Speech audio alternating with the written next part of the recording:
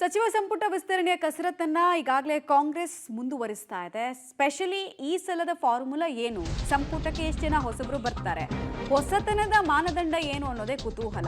ಹೊಸತನದ ಹೆಸರಲ್ಲಿ ರಾಜಕೀಯದಲ್ಲಿ ಪಳಗಿರೋರ್ನೇ ತರ್ತಾರ ವಾಪಸ್ಸು, ಅಥವಾ ಯಾರೋ ನಾವು ಎಕ್ಸ್ಪೆಕ್ಟೇ ಮಾಡಿರದ ಹೆಸರು ಬರುತ್ತಾ ಅಂತ. ಆಮೇಲೆ ಹಿರಿಯರ ಕತೆ ಏನು, ಸಾಕು ಇಷ್ಟು ವರ್ಷ ನೀವು ಸಚಿವರಾಗಿದ್ದು ನಿಮ್ಮ ಸೇವೆ ಸಾಕು ಅಂತೇನಾದರೂ ಹಿರಿಯರಿಗೆ ಅವಕಾಶ ಕೊಡದೇ ಇರೋ ರೀತಿಯಲ್ಲಿ ನೋಡ್ಕೊಳ್ತಾರಾ?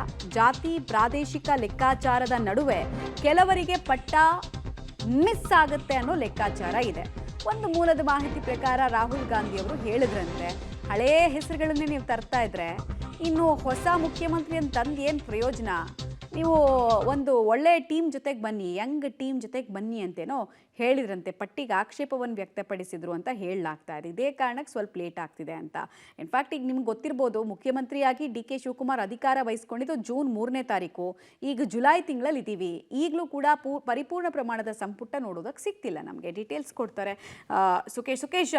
ಫಾರ್ಮುಲಾ ಏನು ಮತ್ತು ಈ ಹೊಸಬರು ಅನ್ನೋ ಮಾನದಂಡ ಯಾವ ರೀತಿ? ರಾಜಕೀಯದಲ್ಲಿ ಪಳಗಿರೋರನ್ನೇ ತಂದು ಹೊಸಬರು ಅಂತ ಹೇಳ್ತಾರಾ, ಅಥವಾ ಯಾರು ಎಕ್ಸ್ಪೆಕ್ಟ್ ಮಾಡಿರದ ಹೆಸರನ್ನ ಎಕ್ಸ್ಪೆಕ್ಟ್ ಮಾಡೋದಕ್ಕೆ ಬಯಸ್ತಾ ಇದೆಯಾ ಹೈಕಮಾಂಡು? ಯಾವ ರೀತಿ ಫಾರ್ಮುಲಾ ವರ್ಕೌಟ್ ಮಾಡೋದಕ್ಕೆ ಮುಂದಾಗ್ತಿದ್ದಾರೆ?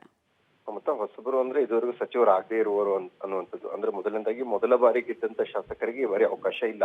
2 ಬಾರಿಯಿಂದ ಹಿಡಿದು 3, 4, 5 ಬಾರಿ ಗೆದ್ರು ಕೂಡ ಇದುವರೆಗೂ ಕೆಲವರು ಸಚಿವರಾಗಿಲ್ಲ. ಅಂತವರಿಗೆ ಅವಕಾಶ ಕೊಡಿ ಅನ್ನುವಂಥದ್ದು. ಯಾಕಂದ್ರೆ ಮೊದಲ ಬಾರಿ ಏನು ಸಚಿವ ಸಂಪುಟ ವಿಸ್ತರಣೆ ಆಗಿದೆ 14 ಜನರಲ್ಲಿ ಬಹುತೇಕ 12 ಜನ ಹಿಂದೆ ಸಿದ್ದರಾಮಯ್ಯ ಸರ್ಕಾರದಲ್ಲಿ ಸಚಿವರಾಗಿದ್ದಂತವರೇ ಇದ್ರು. ಮತ್ತೆ ಈಗಿನ ಪಟ್ಟಿಯಲ್ಲಿ ಕೂಡ 43 ಜನರ ಹೆಸರನ್ನ ತೆಗೆದುಕೊಂಡು ಹೋಗಿದ್ರು ಅನ್ನುವಂಥದ್ದು. ಅದರಲ್ಲಿ 11 ಜನ ಮತ್ತೆ ಆ ಅವಧಿಯ ಸಚಿವರಾಗಿದ್ದಂತವ್ರದೇ ಹೆಸರುಗಳಿತ್ತು ಅನ್ನುವಂಥದ್ದು. ಹಾಗಾಗಿ ಆ 11 ಜನರನ್ನು ಇದಕ್ಕೆ ತೆಗೆದುಕೊಳ್ಳೋದಾದ್ರೆ ಮತ್ತುಳಿದ 9 ಜನ ಬೇರೆಯವರಿಗೆ ಅವಕಾಶ ಕೊಡೋದಾದ್ರೆ ಹೊಸತನ ಏನ್ ಬಂತು ಅನ್ನುವಂಥ ಪ್ರಶ್ನೆ ಸಹಜವಾಗಿ ಹೈಕಮಾಂಡ್ ಎತ್ತಿರುವಂಥದ್ದು. ಹಾಗಾಗಿ ಆ 11 ಜನರಲ್ಲಿ ಕನಿಷ್ಠ 5-6 7 ಹೆಸರುಗಳನ್ನಾದ್ರೂ ತೆಗಿಬೇಕು ಅನ್ನುವಂತ ಒಂದು ಡೈರೆಕ್ಷನ್ ಬಂದಿದೆ ಅನ್ನುವಂಥದ್ದು. ಹಾಗಾಗಿ ಕನಿಷ್ಠ ಒಂದು 3-4 ಜನರಿಗೆ ಅವಕಾಶ ಸಿಗ್ಬೋದು.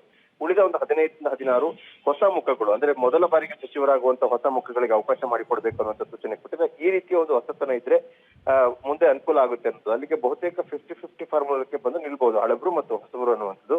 ಈ ಒಂದು ಫಾರ್ಮುಲಾಕ್ಕೆ ಬನ್ನಿ ಅನ್ನೋ ಸೂಚನೆ ಕೊಟ್ಟಂತೆ ಕಾಣಿಸ್ತಾ ಇದೆ. ಧನ್ಯವಾದ ತಮ್ಮ ಮಾಹಿತಿಗಾಗಿ.